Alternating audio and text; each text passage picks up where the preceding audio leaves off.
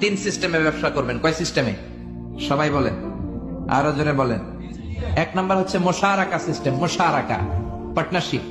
আমি আপনি শেয়ার, 3-4 জন মিলে শেয়ার, আমার টাকা আপনার টাকা, আর দুজনে মিলে ব্যবসা করব। আমার যদি ধরেন 4 লক্ষ টাকা হয়, আপনার যদি 6 লক্ষ টাকা হয়, তাহলে যেই লাভ হবে তার 60% নেবেন আপনি, 40% নেব আমি। লস যদি হয় 60% আপনার উপর, 40% আমার উপর।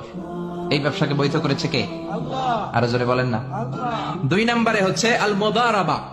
মুদারাবা ও বৈধ। মুদারাবা মানে হচ্ছে আপনার টাকা আমার শ্রম। আল্লাহ আমারে কোনো টাকা দেয় না, আমি মিসকিন, আমি ফকির, আমি দেব শ্রম, আপনি দিবেন টাকা।